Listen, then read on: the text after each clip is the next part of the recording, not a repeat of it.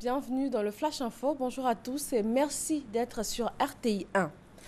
À l'initiative du secrétaire général de l'ONU Ban Ki-moon, le sommet mondial sur l'action humanitaire a ouvert ses portes hier en Turquie. Des représentants de 135 États dans la Côte d'Ivoire sont réunis pour réorganiser un système humanitaire à bout de souffle face à des crises de plus en plus longues et nombreuses. Le sommet ne donnera pas lieu à un accord formel ou à des textes contraignants, mais une initiative concrète a été lancée hier lundi en fin de journée entre 21 grands donateurs et 16 agences humanitaires. Ouverture officielle aujourd'hui en Zambie des travaux des 51e Assemblée générale annuelle de la Banque africaine de développement. La BAD a publié ses perspectives économiques pour l'Afrique. La croissance économique du continent devrait se situer respectivement à plus 3,7% en 2016 et plus 4,5% en 2017. Ici en Côte d'Ivoire, l'opération de remboursement du trop perçu sur les factures d'électricité a démarré hier lundi. Ce n'est pas encore la grande affluence dans les locaux de la CIE, mais le dispositif de prise en charge est bel et bien en place. La compagnie ivoirienne d'électricité invite les usagers concernés à se rendre dans ses guichets jusqu'au 31 mai prochain.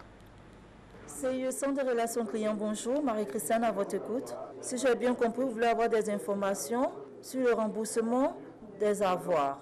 Avoirs remboursés, le total, ça vous fait 41 885 francs. Comme vous le constatez, le remboursement du trop perçu sur les factures d'électricité a débuté. Et visiblement, le service client de la compagnie ivoirienne d'électricité CIE ne chôme pas. Pour les premiers usagers qui ont effectué le déplacement au guichet, la promesse a été tenue.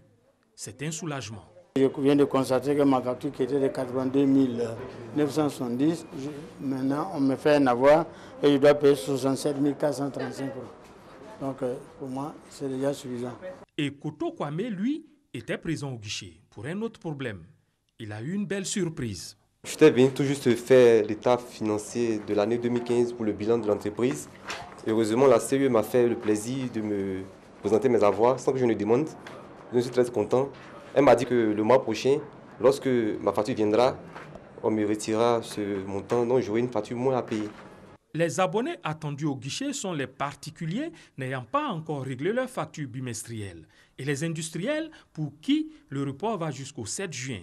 La compagnie rassure sur la transparence de l'opération.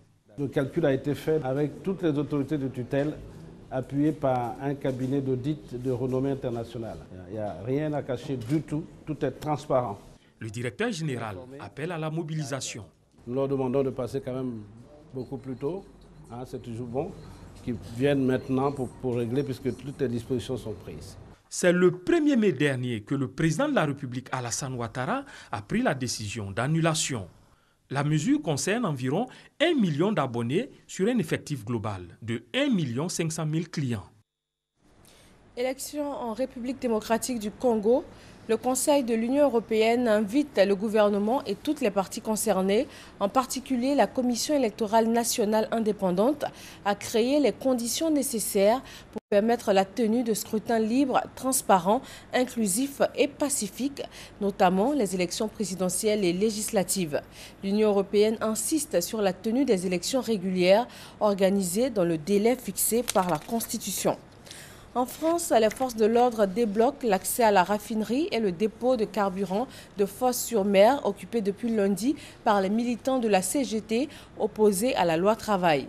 Le gouvernement rassure les populations, il n'y aura pas de pénurie de carburant.